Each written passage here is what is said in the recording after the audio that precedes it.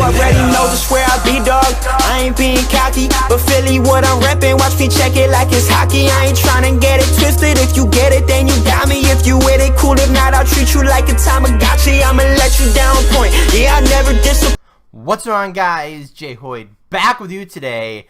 Welcome back to some Fortnite solo gameplay.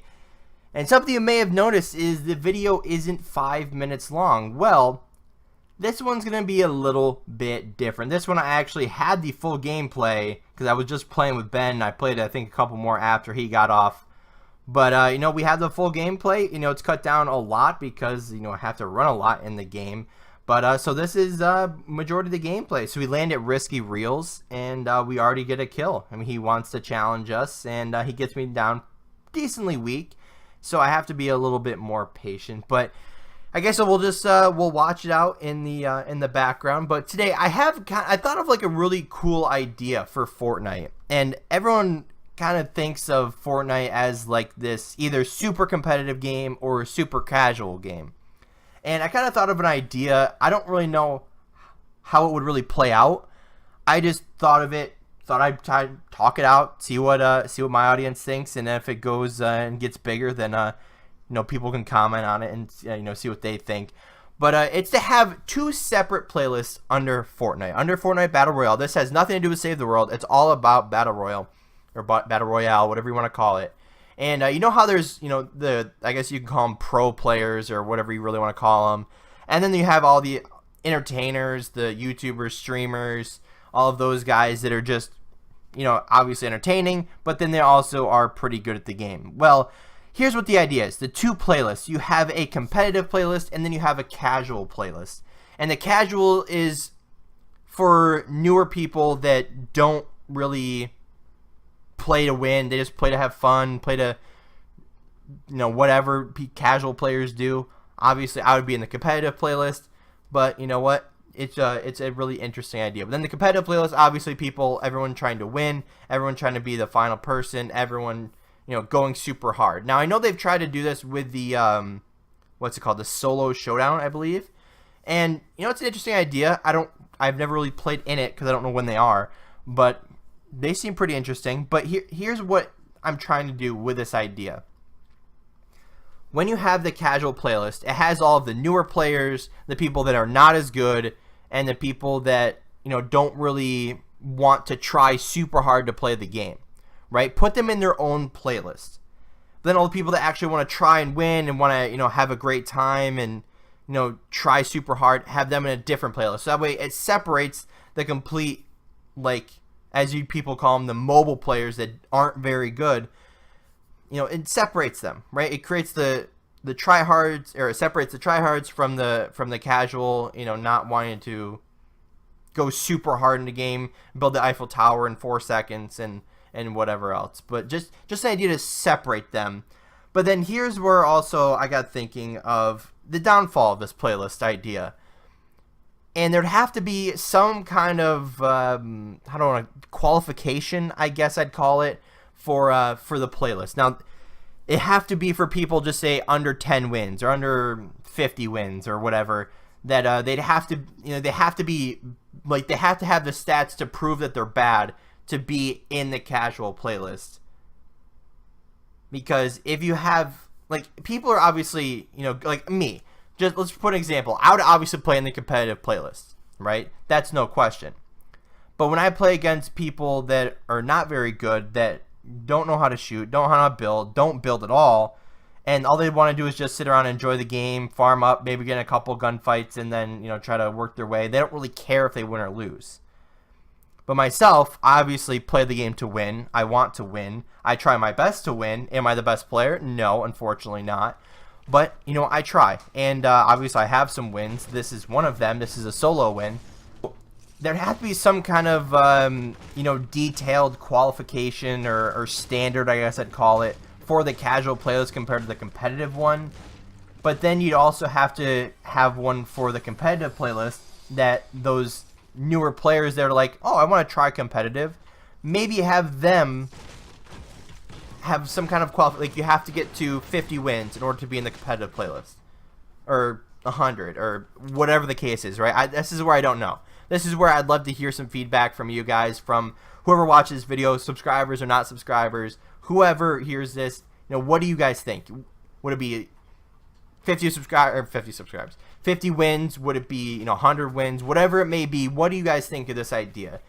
Separate the casuals from the competitive guys, and just a very interesting idea. If obviously I came up with it, but it'd kind of get the game a little bit more competitive to, it'd almost be like Call of Duty with, public matches and then ranked play, where the ranked play is for the most part, it's for people that want to try super hard and try to play the most competitive way they can without going pro and going to tournaments and LAN events and whatever.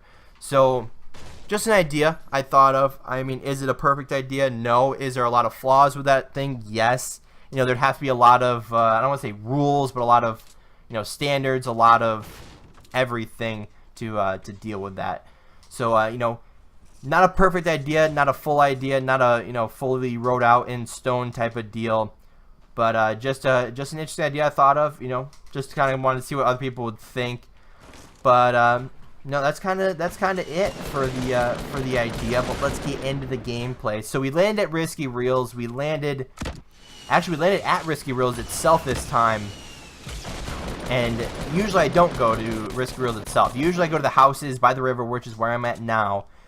And I try to just get looted up and, get guns, and then usually go to the second set of houses if I'm playing in solos, and then eventually move into Risky Reels, try to clean up any kills, and, and go that route.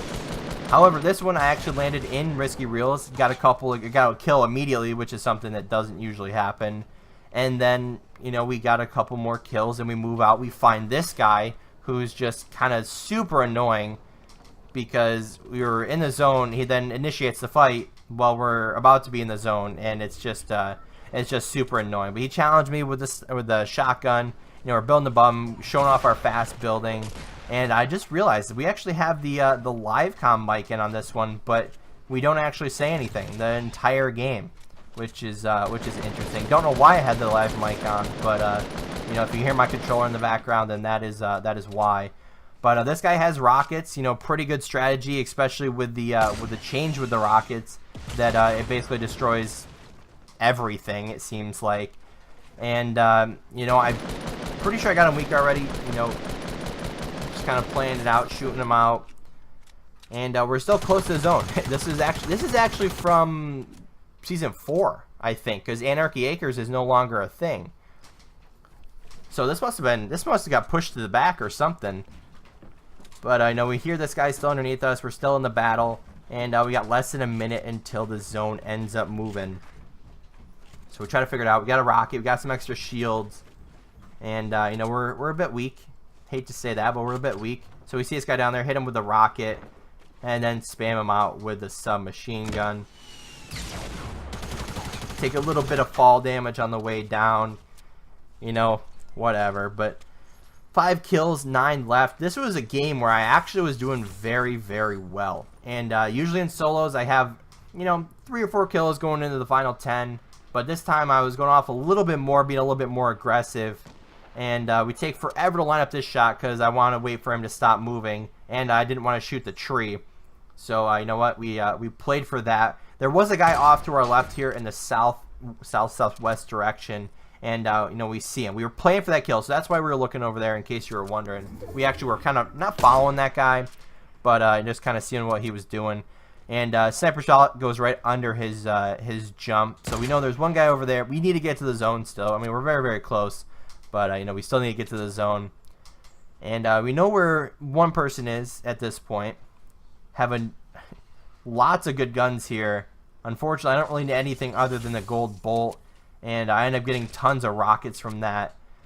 But, got shield up, try to move into the zone because it's still coming in. So as soon as we use the full shield, we can use or take the minis afterwards. Unfortunately, there was 2 big shields.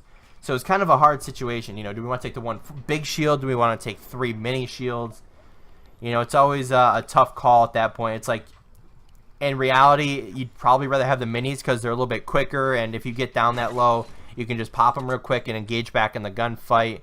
But, obviously the full shield's always, give you more at once for, you know, double the time. But it's you know, it's in the spur of the moment. I was like, you know what, probably should have the minis.